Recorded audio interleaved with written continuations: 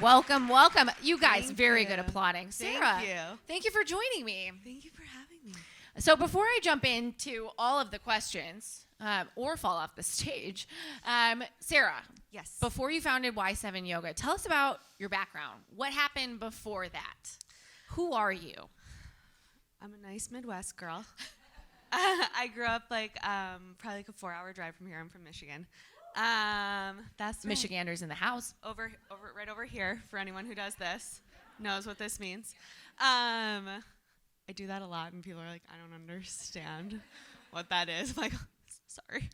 And I went to University of Wisconsin, and moved to New York right after, and was working in fashion. And basically, I had a back injury. I have sciatica. I pinched my sciatic nerve in 2012, which led me to only be able to do yoga, and Y7 was born out of that. So, Is mine on? I know, yeah, yours is on. So all of that sort of led you to where you are today, and all of that background is super important as we talk through this conversation. And we'll continue to ask a lot of big questions, but before we do that, I want you to raise your hand if you're in this room to set goals about your career. Tons of career goals. I want you to raise your hand if you're in this room to set goals about your wellness. Lots of goals about wellness. Okay, it's everybody again. I want you to raise your hand if you're in this room to set goals about your lifestyle, whether that's family or self-care or anything like that. You guys are really well-rounded. I know. Everybody has been. We were like, we're going to narrow this down. We'll be able to ask different questions based on the room. Nope, you guys want all of it. And I love that about you. But, okay, so let's dig in then. Sarah, you've accomplished a lot. Thank you. You not only were you on the cover of Inc., you were listed as number 50 on the Inc. 5000 of fastest growing companies. And along the way, you took your background, which was not in business, and you used it to create a thriving business. So I want to talk today about asking for help. And what it takes to sort of achieve the things that maybe you don't know a lot about. So talk to me about how you did that. How did you know how to open a pop-up to start a brand that didn't exist before? I didn't.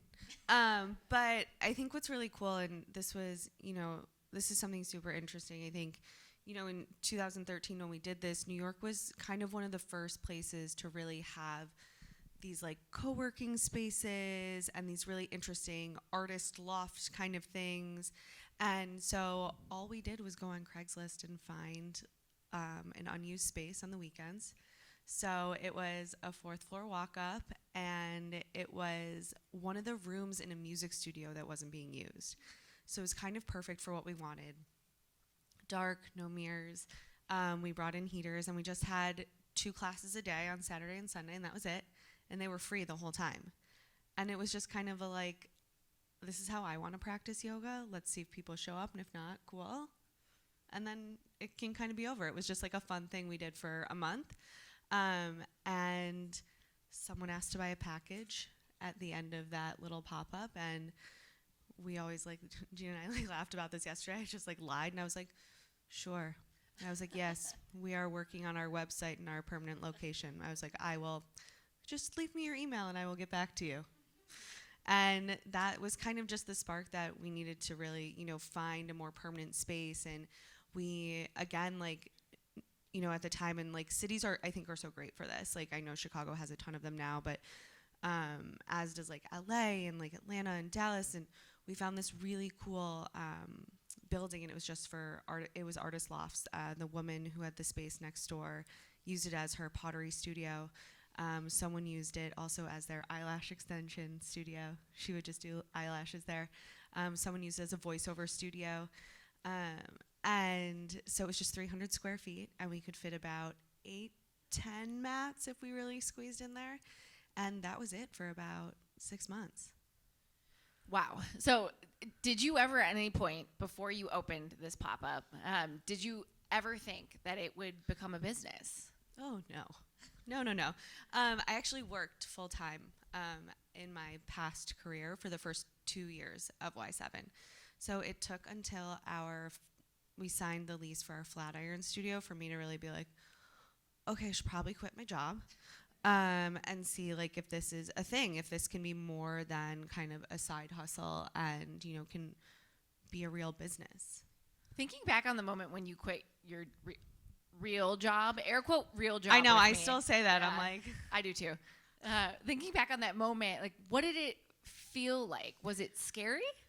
it was definitely scary, but you know, I was an account executive at a multi-line showroom, so I oversaw a couple of our European brands in sales, and it's one of those jobs where, lucky enough, you can kind of go back to. It's not, you know, the technology in sales doesn't really change all that much. The techniques kind of don't change. You know, your relationships stay intact. I'm still close with a lot of my buyers. But you know, I felt really good. I gave myself time. I was like, let me do this for like a year, and if it doesn't work out, I can go back. And I think now it's such a cool thing. I don't think this was the case maybe 20 years ago, but now it's not as big of a deal for, you know, employers to see a gap in your resume if you've been doing something, right? Like, it's almost endearing and enticing to be like, oh, this person like started something and went to like chase this thing and like it didn't work out, and that happens. So that was what I told myself. So It sounds like a mix of excitement, yeah, and just hope. mm-hmm. And today, now you're backed by investors, Yes. and you're growing rapidly, expanding rapidly. In the beginning, did you know how to ask people for money? Oh no. So we were self-funded up until our 6th location. So up until Upper East Side, we had 5 studios in New York and 1 in LA. And it was actually a really cool moment. One of my instructors emailed me. I was like, hey, like we've opened 4 studios this year. She was like, do we have money? She's like, are you like backed by somebody? I was like, no. She was like, do you want to be? And I was like, maybe. And her boyfriend, it's now her husband, worked at a private equity firm. And we took the introduction, and that was kind of the first time I had talked to people about, you know, investing in the business and what that really looked like. And it was a really interesting learning experience. Kind of, you know, I felt like Shark Tank, but like a way longer process. Like, that's not actually how long it takes. It takes like 8 months to actually like do these transactions. There's a lot of due diligence. They want to see every single one of your financials, and, you know, not so great at math, so my payroll was kind of a mess. It was just, my husband is my co-founder. He has since taken a step back from the business. You guys will get to try his new baby, which is Wave. It will be in the meditation room, I believe. Yes. Yeah. It sure is. But, you know, it was just us doing all the like math and like payroll and like everything basically. So it was not the most organized. So that was a huge lesson in like, oh, we should get an accountant and hire a payroll company. But it's a long, long process, and you learn a lot about your business, and you learn a lot about how to look at your business, which really, I think, changed the game for us. And, you know, taking on private equity, they're still our only private equity partner. We've been very, very lucky, where we've only had to do a single raise. But it's really interesting, and like kind of, it forces you to look at things through a different lens.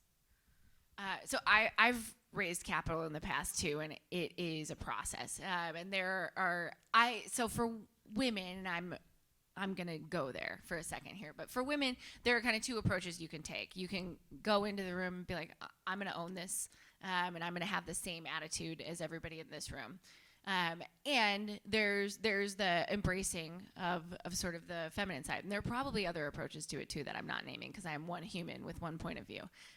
Tell me, what was it like to walk into these rooms and present what can be called your baby, in a sense? It's not easy. It's exactly what you think when you think of a finance gentleman. And it's a lot. And I don't, you know, my background, again, is not business. It's not, you know, money. It's just not. I took econ in college, but that's about it.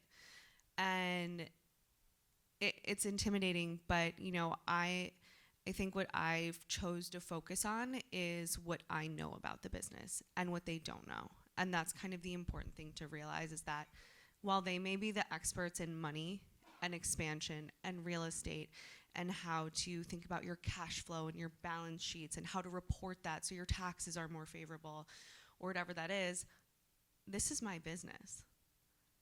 I built this with none of that knowledge. So you're really just, you know, an asset to me in that sense, because I can continue to do this without you.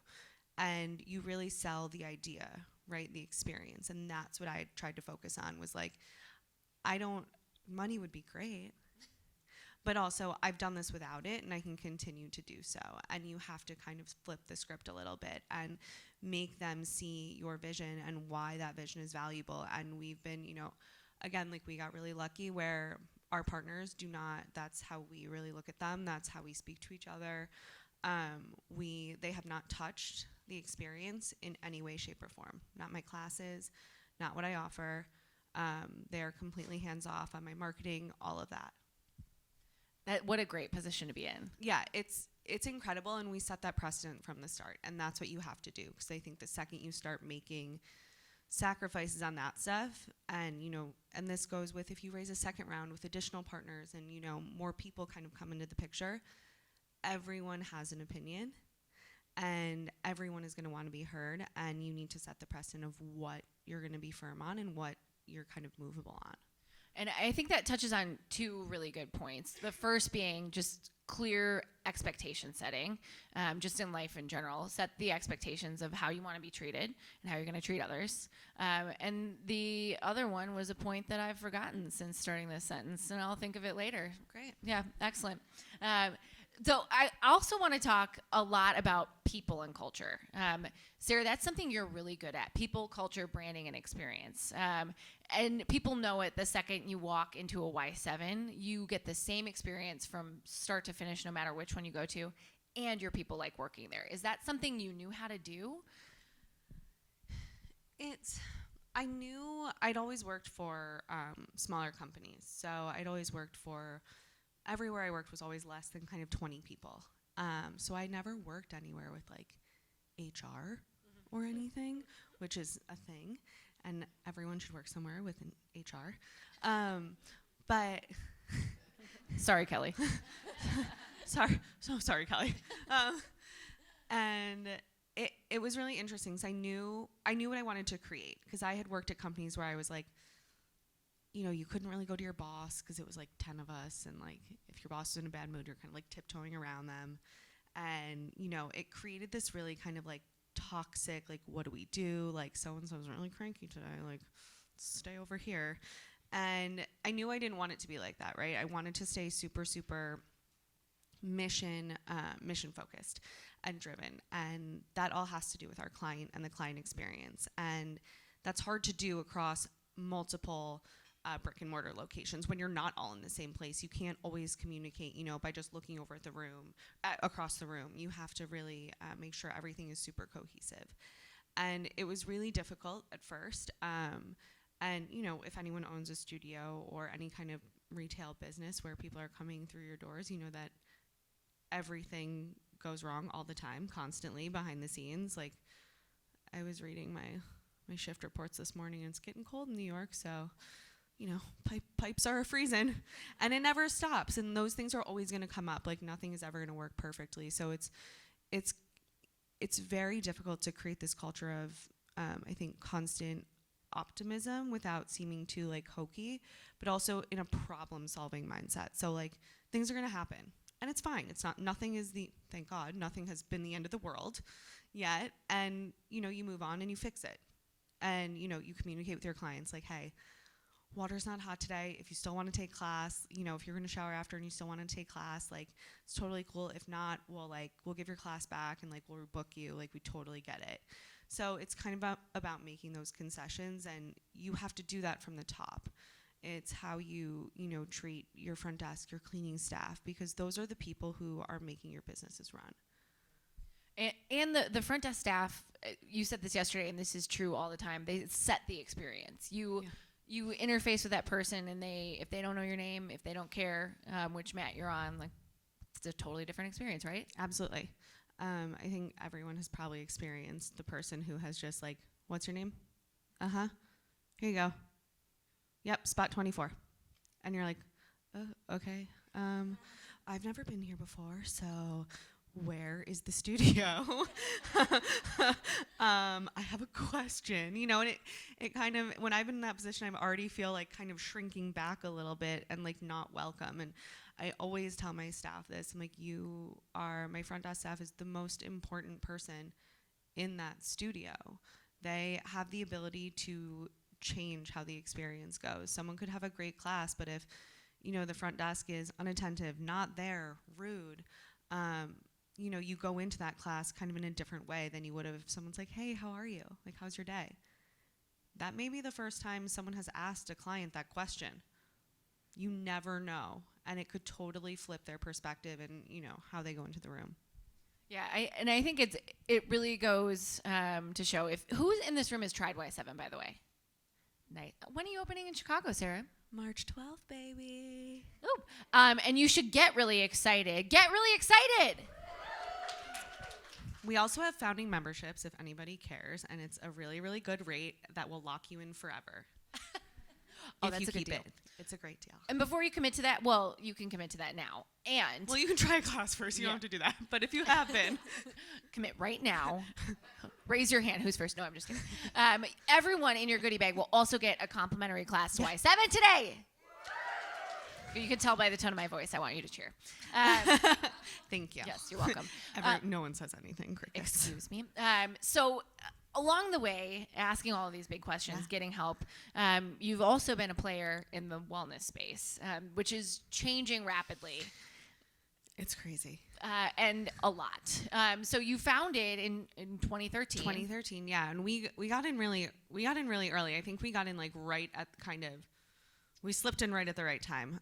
One of the original founders of ClassPass, Mary Biggins, was actually one of our very first clients back when they were Classtivity.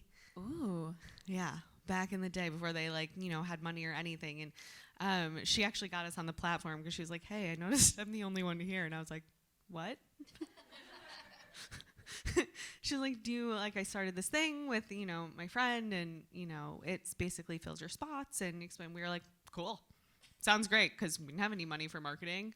So it was a really interesting time. It feels so long ago when I talk about it in that sense. Like, ClassPass is such a giant in the wellness space, and has really, changed how we kind of try fitness experiences, which I think is so great. And it's been really interesting. So it feels like a long time ago. I mean, in the scheme of things, it was a long time ago, and a lot has sort of changed along the way. Old. No, I think I'm a year older than you, so you're not old. If you're old, I'm old. No. I don't want to. Yeah. So over the years, a lot has changed.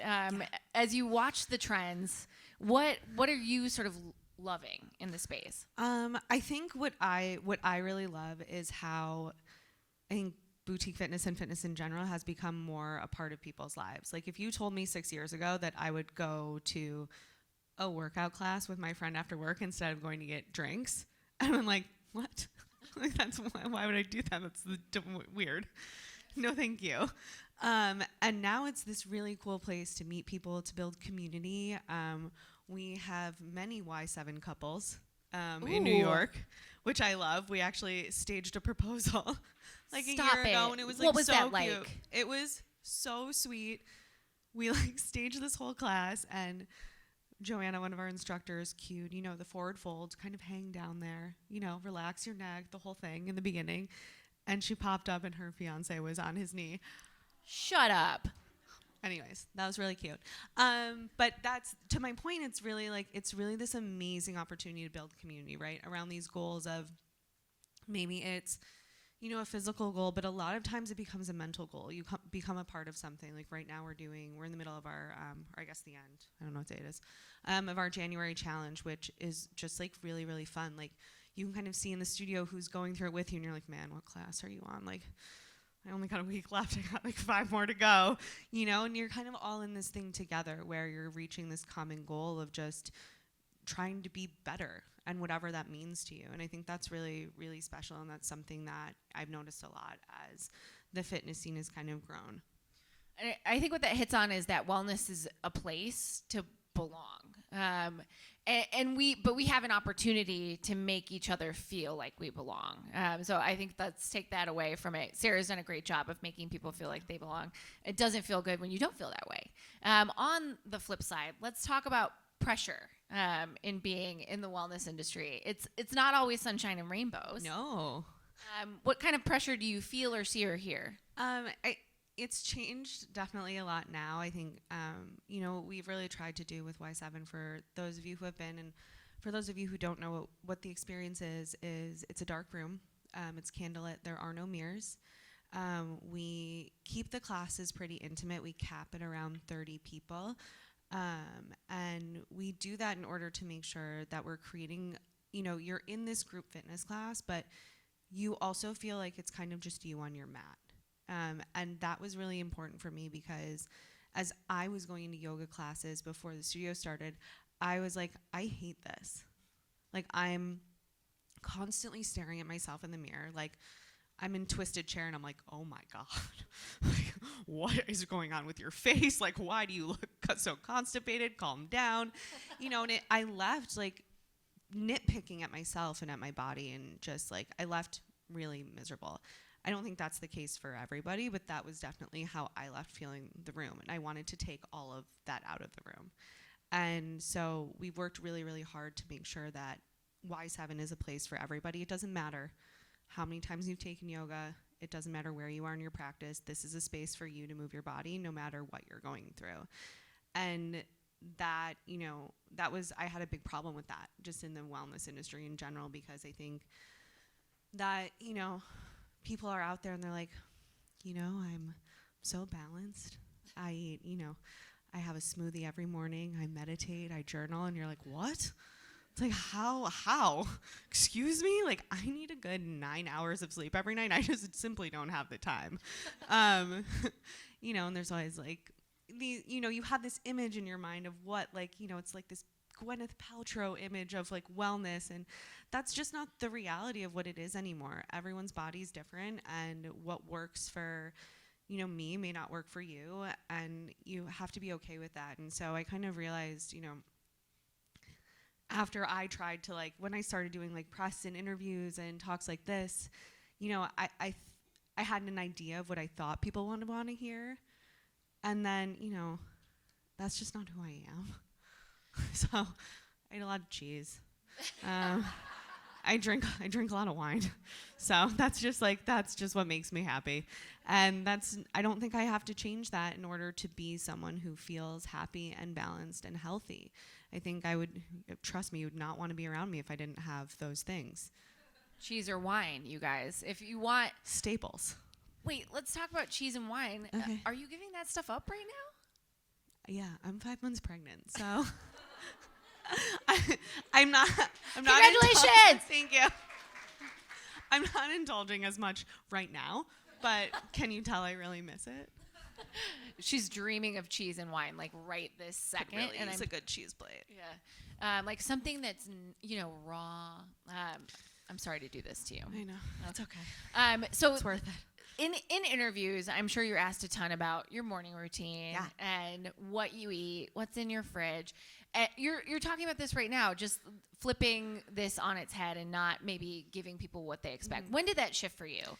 Oh gosh, I want to say it shifted for me probably like 4 or 5 years ago. Like, I'm not a trainer either.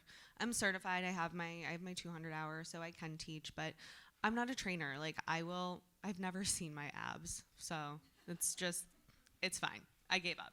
And it's okay. Like, I'm good. I don't mind.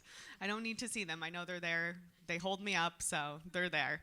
But, I think it's more important for people to see how actually people really live and how they're able to have that, like, really indulgent meal, and how they're still able to do their classes without, thinking of like, okay, I ate this, so I'm going to do this now. Right? It doesn't always have to be a trade-off. If it makes you happy, you're doing what's right for you, and you're living like in your sort of wellness routine. And I don't have a morning routine. My morning Me routine neither. is strictly coffee. I told Gina this yesterday, but I flew from LA Friday morning to come here, and I took the 7:30 a.m. flight because the time change, and just like there's no good flight. And I had a hat on like the whole day, so I could just like go in the corner and sleep. And I got to the hotel, and I'd taken my hat off like as I got in the Uber, and I was at the I was on like a couple phone calls, and and then I was on the phone, and I looked in the mirror and realized that I just had like pimple cream residue in the middle of my nose, and I was like, oh. So that's how little of a morning routine I have, where I didn't even turn on the lights all the way to leave. Who needs it? And hey, it's just me. You're thriving. You're thriving. I used to go on tirades about morning routine, because if you have a morning routine, awesome. No judgment. I'm so jealous of you, and I wish that I could have one. But here's the thing. It's a lot of shoulds if you don't have one. And if you don't have one and don't want one, no one should tell you what you should do. Do you agree? Okay, good. And if you do have one, no one should tell you that you shouldn't have one. Do you agree? Great. Do what makes you feel good. Do you agree? Yes. Awesome. We're here. We did it. All right. Let's talk about let's boil down what we just talked about, though. Do what feels good for you, mind, body, and soul. Is that your take on wellness? Yeah. We did it. That's it. And Sarah, you talked a lot yesterday about focus and direct communication in your leadership style. And I think that this is an important point to hit on when it comes to goals in general. Direct communication allows you to ask for the things you want in your relationships, in your job, whatever. And focus allows you to look into the future towards the things you want and go after those things. So Sarah, let's talk about focus and how you avoid the distractions as you build your business. Yeah, it's definitely, it's not easy. And I think we're all, especially, and I'm speaking for myself, like in this industry where there are new concepts, new studios popping up all the time, it's always like, am I still relevant kind of thing? Like you want to see what everyone else is doing, and you should be aware of what's happening, but what I kind of found is competition has popped up, and people are kind of, taking aspects of our concept and building their own studios around them, is that you have to stay focused on your original mission and your goal. There are, of course, things that are going to change as the industry changes, and there are, you may have to pivot some things, but since day one, since the very first class we had, our class experience is exactly the same. There's nothing different about it. And that's been really valuable for us. You look at our class schedule and you know exactly what you're going to get out of a Y7 class. You're like, I know this is what I'm getting. You don't have to kind of maybe make time for another cardio workout because your yoga class was restorative and you thought it was going to be a vinyasa class. And that, I think, is what's really set us apart and enabled us to grow in such an impactful way. And your focus allows you to be a visionary, allows you to... That's so nice. That's a big word. You're a visionary. And you were also, by the way, you guys, this week, Sarah was honored as Create and Cultivate's one of the 100 women to watch, which is an incredible honor. That's why she flew from LA to here, because we are also honoring her. Duh. But as a visionary, you have the job of having that focus, and then you have people around you who can help bring it to life. Is that right? Yes. So who have you sort of brought in to bring it to life? Well, my first hire was HR. So, after there was a little payroll debacle. So Natalie was super, super critical to us. It was, figuring out, who really, like, she always jokes, like, every time she speaks anywhere, she always jokes that my husband said to her, she was like, okay, so, like, what should I get started on first? He was like, well, you should probably figure out who works here. I was like, oh, God. I was like, oh, no. Oh, dear. But Natalie, who's now my director of people, was a really integral hire for us because a lot of what she does now is focusing on our culture and our community. bringing our mission and core values to a level that trickles down to not just, the leadership team or the studio teams, but all the way down to our clients, our cleaning staff, our front desk, our part-time staff. We don't see, I don't see a lot of the people who work for me because, they're at different studios and maybe they're only teaching, Upper East Side at 6 a.m. and it's a little too early for me. So it's hard for me to kind of get to everyone, unless we're, in one kind of room together or someone's at the office. So that was a huge hire for us in terms of kind of uniting everybody and getting everybody, on the same page in what we're trying to do at Y7. I have my head of retail. I have marketing, finance now. I have a whole teaching support team. We spend a lot of time. We're a huge culture of feedback, so we spend a lot of time. We have a group of about 8 instructors that take every other instructor's class once a quarter, and then they're spending about an hour with them after class, giving them feedback on the experience and what that was like. So we dedicate a lot of time to making sure every single one of our teachers feels supported in the format that we're teaching and what we're doing at the studio level. So that's a huge, huge part of my team and where we spend a lot of time. I have my studio managers, I have my director of ops. We just brought on a COO like 6 months ago who's fantastic. So there's a lot of people now I have to help. So many humans. I know.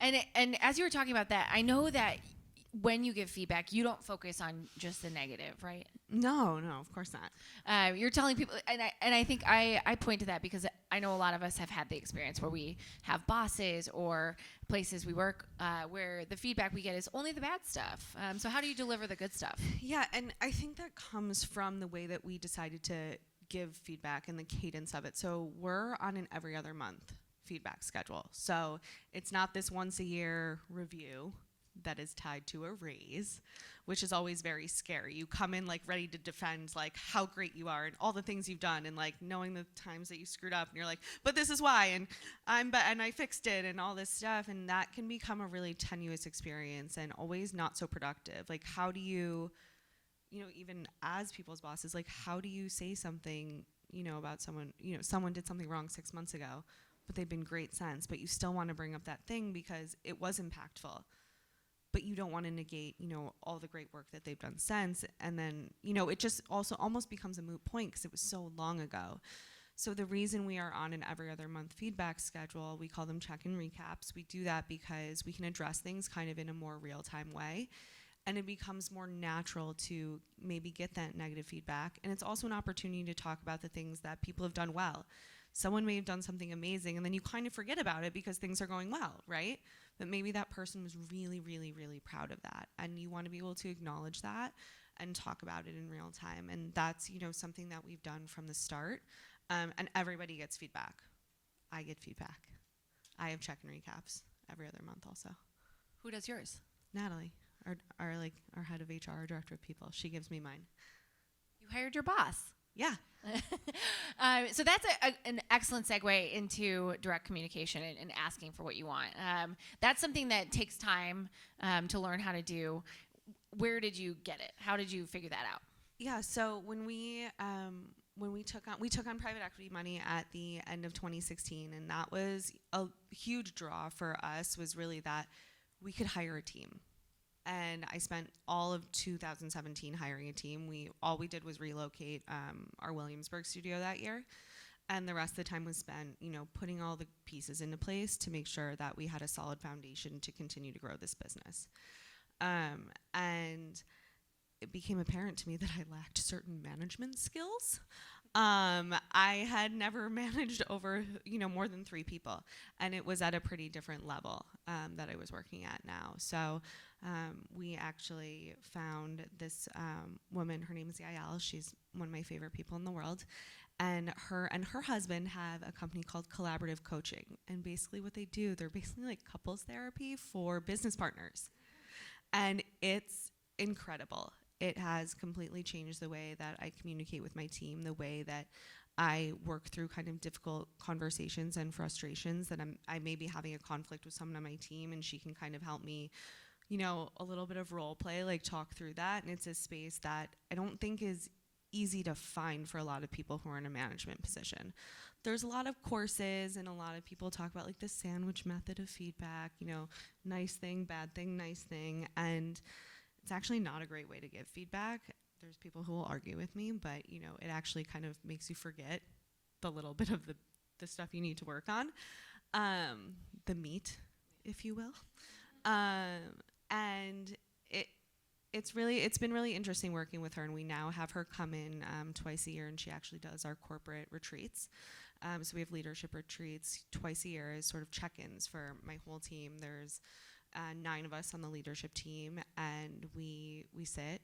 She interviews everyone probably a week prior, and they talk to her for about 40 minutes about how they're feeling about their jobs, you know, any conflicts they're having, and from those conversations we craft an itinerary and what that looks like. So we can kind of get to issues that are, you know, affecting the team as a whole, or maybe we need to have a little conflict resolution with a couple people on the team.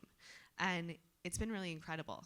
And I think that's something that's really interesting about what we do. It's like, it sounds really hokey when I'm saying it, but it keeps us at a level of communication awareness about our behavior that I don't think would exist otherwise. Yeah, and I think what's important, it's almost like therapy, right? Oh yeah. No, it's therapy. And if you haven't ever seen a mental health professional and you have questions about therapy, by the way, today in the 2020 Wellness Experience, we will have a mental health professional there who you can ask questions about getting therapy or finding a therapist. I get therapy. I love that shit. Let's talk a little bit about your personal life. So while all of this was happening, you also had to have a life, right? Yes. And you started collaborative coaching with your husband, who was your business partner at that point. And you also have been really open about your journey to conception. So talk a bit about how you dealt with the stuff that wasn't so easy outside of the job. It's not pretty. I'm an ugly crier. It's not good. I have had, this is my 3rd time being pregnant. I've had 2 miscarriages in the last 2 years. And it was the first one that kind of caused my husband and I to look at our relationship in terms of, do we continue to do this business together? So he is actually, we made the decision together, but he is no longer a part of Y7. He's still a board member, but he chose to kind of step back from the company because, I mean, in layman's terms, we got a work divorce, and chose to focus on our relationship instead. And that was really important for us. I don't think we'd be together if we didn't make that choice. It's, you know, one of the hardest things I think I've ever done, working with your partner. You know, you fight dirty when it's that person, because you know they're not going to, you know, go behind your back to the coworker and be like, you have no idea what this person said to me. You know, because it's your husband. So you're like, you say the things and you're like, but like, what's for dinner? So, but you know, it becomes, him and I have very different communication styles, and it was really affecting kind of the way our team functioned. And I, you know, God bless him, he was the only man in an office full of all women who work. Shout out to the boy table, by the way. Hey guys. You know, he's in an office every day full of women who work in yoga. So we got a lot of feelings. And it just wasn't, he came from digital advertising, so it wasn't a world that he was really used to, and his communication style was, you know, a lot for a lot of my team, and it caused a lot of like, you know, hey Sarah, like, you know, he said something to me, and like he sent me this email and I thought it was really harsh, and then it become me kind of being like, hey, so about that email that you sent, and then it become like a fight about like laundry or like socks or something like that, and it bled a little too much into our personal lives. And you know, when I had my first miscarriage, that was kind of the kind of tipping point of like, okay, like we need to like fix us first and decide if like we're gonna be a team moving forward like in our lives, and kind of what we're gonna do. That's a lot. I mean, that's a lot to go. Business every day can feel like a million challenges being thrown at you. You're with this person all the time. There's no escape. There's no turning it off. No, there's no turning it off. And I was used to him being like this really great, you know, in my past career, like I'd be complaining about like a shipment that didn't come and like this buyer who rejected her shipment because it was a day late and it was COD and like they got some, for anyone who knows what that means. But, and he'd be like, you're right, and hand me a glass of wine and be like, oh, thank you.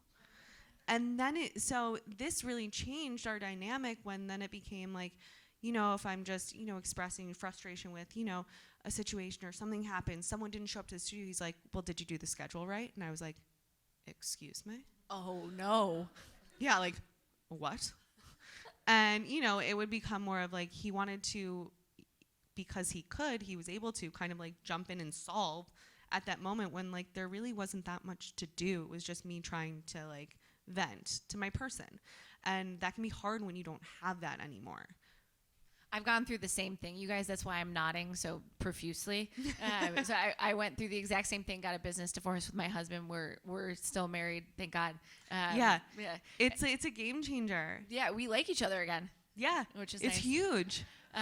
So we could talk about this all day. I'm sure Sarah and I will continue to talk about this, but I want to make sure that we give you guys the meaty nuggets, the tweetable sound bites that you want from this and give you a chance to ask questions too. So are you ready for big advice? Yeah. Okay, good. So tell me the best piece of advice that you have ever gotten.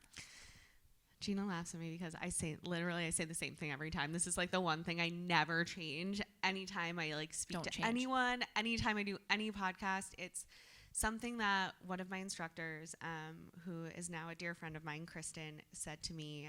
We were getting drinks. This was like probably like 4 years ago. We were getting drinks and I was just like, I was complaining. I was being a complete downer. And she kind of looked at me and was like, well, one of my teachers said something to me. She was like, she said, it's like this now. And I was like, it was like I got hit by a ton of bricks. I was like, whoa. That, like, I get that. And kind of the whole point behind it, that is like, you can't do anything about a situation that happened. Like, you can't change the situation that happened 5 minutes ago. Things are different now than they were 20 minutes ago. They're going to be different again in another 10. And you can only move forward with the information you have right now. And when you're in those difficult moments, you're having, something didn't go the way you wanted to.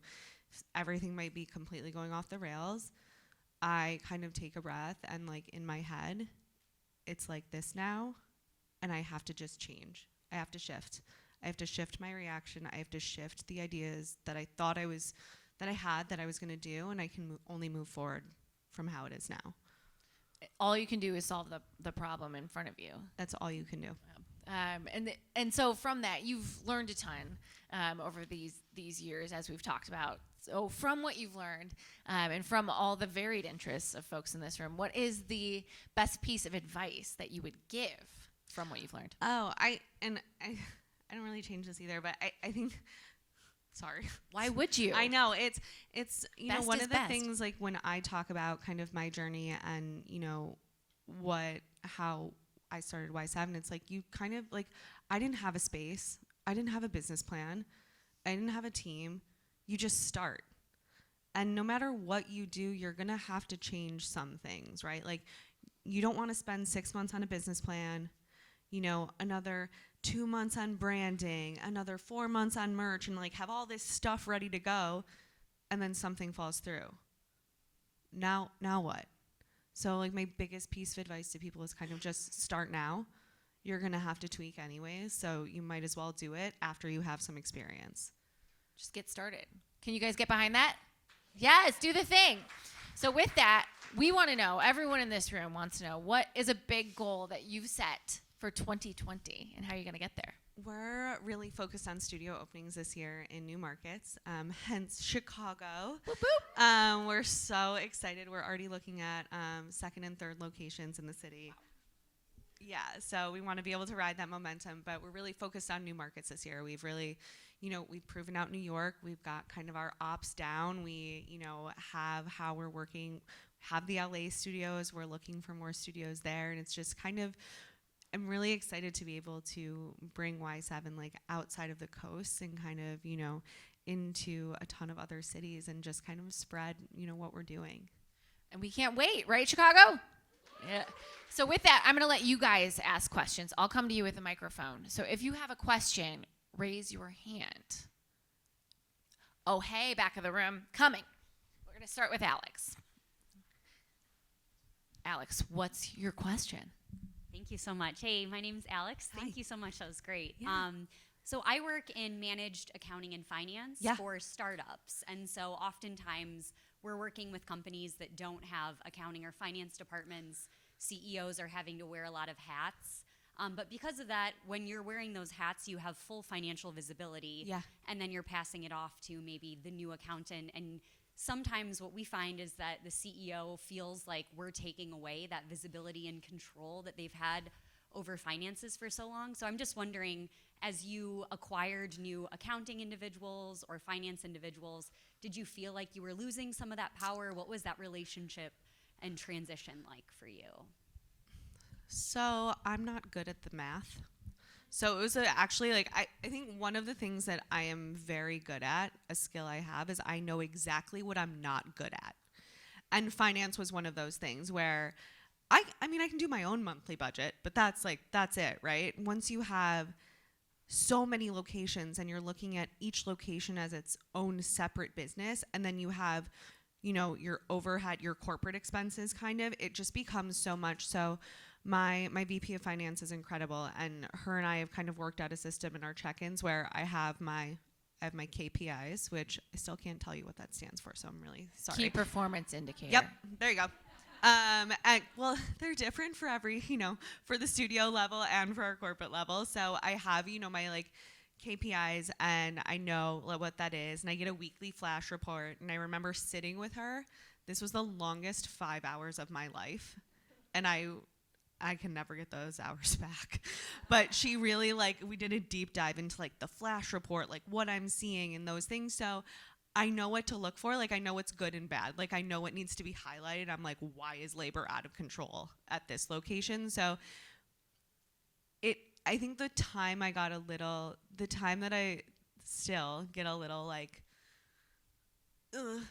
about not having a ton of control is over our build out costs, which kind of kills me because I mean, things change. They're way different, you know, for city, and you just like see that money go out and you're like, I don't understand why the plumbing was so much more here. And I've learned to kind of like let that stuff go. And, you know, again, it's more of a problem solving thing. So I just think you have to kind of like, if you're ever working with someone who's like a little frustrating on that, it's just showing how you can be like, you know, how you're actually helping and able to kind of like save the cash flow and where that cash is going. So that's the most important thing, because if you don't keep an eye on it, you're all of a sudden going to have none and you can't do the things you want to do. Watch your money. Ashley's got a question. Stand on up. Jason, I'm taking your advice and I'm asking a question that I normally don't. Hi, I'm Ashley.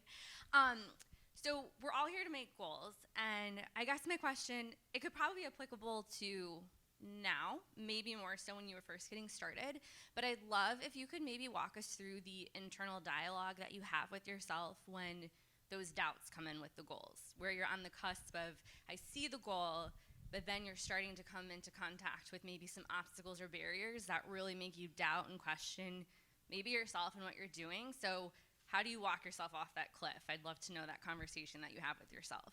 Yeah, it's not an easy one, because I think there's so many obstacles that you can face that seem like you can't get over them. Like there's no way. And the biggest thing that I've done is every time I'm in a moment of that kind of frustration, the biggest thing that I've learned that I personally need to do is I need to take a step back. And because that problem seems so big that I can't see anything else. I'm like, well, I can't do this because this thing. And it's like, okay, well, that's not really relevant, ma'am. So it really helps to take a step back. And I do this thing. This is really dorky. But I always kind of like, I do like a roadmap on like, looks like a weird, like kind of game of life. But, you know, where that goal is, like what the obstacles are, kind of how you can get around that thing. And that always really helps me, just kind of like looking at what the actual problem is. And then when you step back from that problem, a lot of times you can find the people in your life who may be able to help you with that problem. And always ask. Like, you just asked the question now, like, ask for help. It's, you never know who has like someone in maybe commercial, maybe their like cousin is in commercial real estate, and be like, oh, they can look at that lease for you. Like, no problem. You know, or something like that. Or like, oh, I don't know, my brother's fiance is in procurement and can help you get those towels that like didn't show up. There's always things you never know about. And it's just, I think it never hurts to ask. Like, what's the worst that's going to happen? They're going to say, I don't know. And then you're in the same place. You're never worse off. Back here, if you have a question, hands up. Oh, hey. I saw your 2 hands next. You'll be next. Hi, I'm Joey. Thanks for Hi, coming in.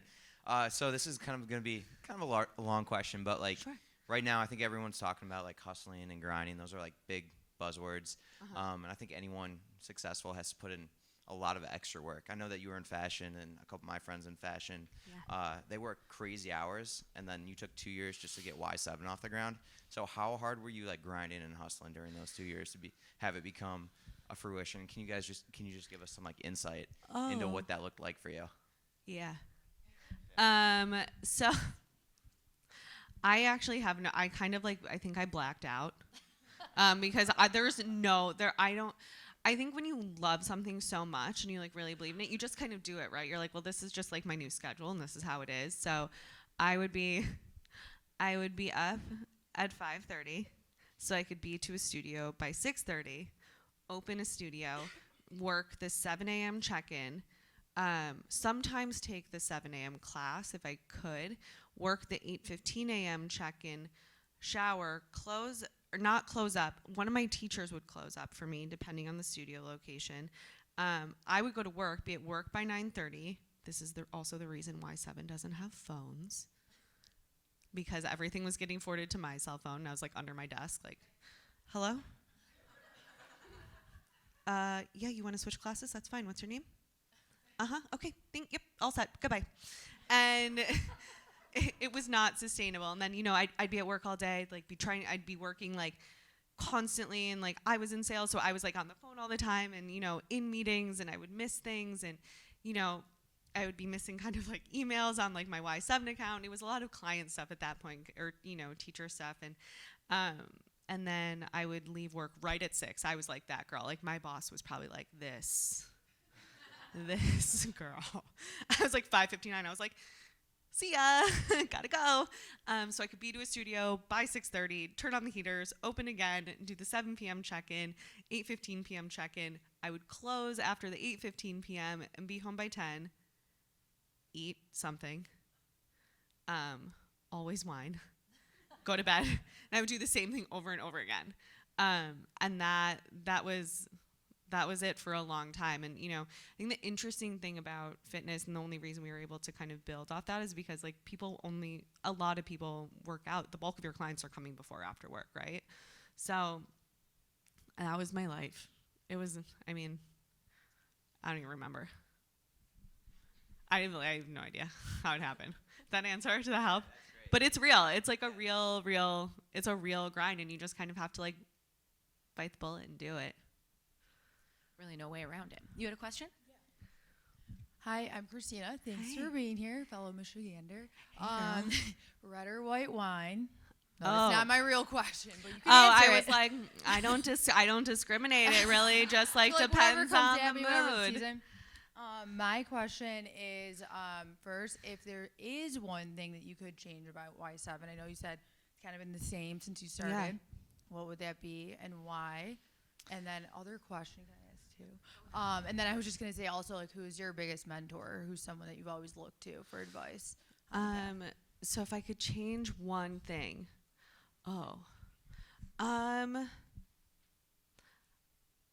I think I would have invested in my team a lot earlier. I think that's like super, super important, because, you know, we weren't able to with, you know, kind of cash flow restraints and stuff like that. But, you know, my priority really in the beginning was like making sure I paid my teachers and my staff really. And I wish I had, had the foresight and kind of, the knowledge how important culture was. Because I, like I said, I just never worked anywhere that, where culture was like a lot bigger of a thing, because my teams were always so small. The teams I was on were so small. So I definitely, that is one thing I would have done a lot sooner had I known, because we were also playing catch up for a really long time. That's not to say you have to have like every, key hire in place and this whole like expensive, $1 million a year corporate team before you do things. But I think having someone, who's focused on people and culture in the beginning is really important, because your people are everything, especially when you're in, a retail service business, which is what I consider, what we do. We're really in the service industry, and that's super important. Like how you show up to work and how your team shows up to work, that trickles down, and you need someone to make sure that everyone on your team is being heard. I'm over here. I was going to answer the second. Oh yeah, part. second question. You're right. Biggest inspo. Hello.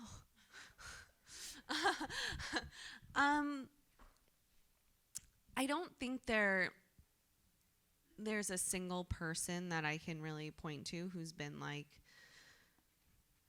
who I've kind of tried to emulate myself after, but I would really have to say like my kind of coach, Yael, has been like huge in like shaping me as a leader, and someone who like every time I'm feeling frustrated in a situation, I kind of go to like, how she would want me to react, like how I would want to react if she was in the room, which is obviously with like a lot of empathy and like listening. And, sometimes I know that when I get very frustrated, like I can be very short, and that's just like where I fall back to. And so I've worked a lot on kind of, pausing and thinking about how I want to react to situations, because that's all I can control. So I think she's been the one person who I've really kind of, tried to emulate in situations like that, which has really kind of shaped me as a leader. I'm going to take Winnie's question, and then I have time for maybe two more. Looking at that side of the room because I haven't gotten to you yet. I see you up there. Okay. Winnie. Hi, so thank you for coming here, and I did stalk your Instagram handle. I was just curious, I might be completely wrong, in which case the question is irrelevant, but I was guessing you're partly Asian? I am. I'm half Japanese. Okay. Oh, thankfully. Okay. Just in case I know you got that with completely you got that with the second half of my handle, huh? Yeah, no, but That's why I did that. I was like afraid my question would be completely irrelevant, so I was just going to ask, like, how does your cultural background fit into like when you're building your business, or do you feel like it's helped you or hurt you in some ways, just especially because there's not that many Asian women or minorities. There's still minorities in fitness. So Yeah. thank you. So it was a really big part of kind of, one of the reasons I started the studio, because, I wasn't seeing a lot of people that looked like me in studios. And, it's interesting because, I think about it a lot, and that's a lot of the reason why, like, what we're really trying to do with Y7 is change the face of yoga and what that looks like. Whether that's how, someone's body type, their, skin color, their background, maybe, their other situations. And then also, like, it's played a huge role in my work ethic. I have a tiger mom who, if anyone is Asian or has Asian friends, you know very well what this is like. You must play an instrument, and you must play it well. Even though I'm very bad at piano. So, but my mom is actually, I'm incredibly proud of her. She came here when she was 19 and met my dad and didn't leave. And she is now an executive at Chrysler. And she heads up the entire Asia Pacific region for new markets. And that was a huge part of and kind of how I work and my drive and my work ethic. Like, I didn't see her a ton growing up. She was, she worked on a lot of like the Asian country hours. So a lot of her conference calls would be at 9 p.m. because it would be 9 a.m. over there. So, that was a huge part in how I have kind of determined, how I want to be as a boss, like what it looks like to me to be kind of hardworking. And we had our last question of the day from over here. You ready? Hi, I'm Andrea. Hi. I'm curious, in those initial years when you were waking up at 5:30 and not getting home until 10:30, were there any times when you thought about just letting it go or quitting, and what kept you motivated? Yeah, a ton. And it's hard because I think anyone kind of in a studio position, like all you hear is the negative stuff. All you hear is the problems. Like anyone in a management situation, I think all you hear is the problems. And you're like, why?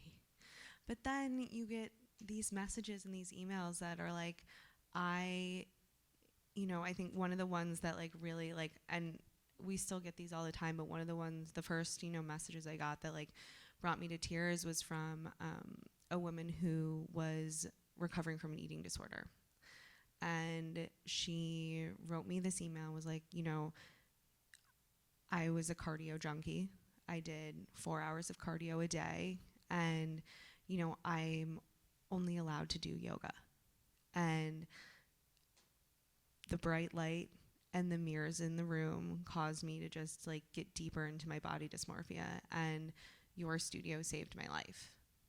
And I was like, okay, this is why, and it's stuff like that you have to remember. That's why I'm so focused on the consumer experience and making sure that everybody has the opportunity to make the Y7 experience their own without any, certain dharma or certain ideas or how they should look in certain poses, being forced upon them. It's really a space that you can just be yourself in, and that's why like I continue to do it, and why I'm so excited to kind of just like spread, what we do like to other locations. Girl. All right, Julia, I'll do this. You. Wait, why is it called Y7? I just thought of that. Oh, that's an easy one. That's totally fine. So the Y stands for yoga. Surprise. And the 7 represents the 7 chakras. That's it. Yeah. And now you know. And now you know. I know. It's not like, we want it really simple and like short, not like. Oh, it's the corner of, it's in River North. It's the corner of North Clark in Chicago. Yeah. So it's 800 North Clark. It's in the Bush Temple building. Yeah. It's a very good location. Okay, you guys. You've asked some great questions. I went over time because you were asking good questions and I was enjoying it. But let's give Sarah the biggest round of applause. She has a very busy day. Guys. I so appreciate Thank you and your candor and your openness. Let's clap her out of the room so she doesn't have to sit here awkwardly.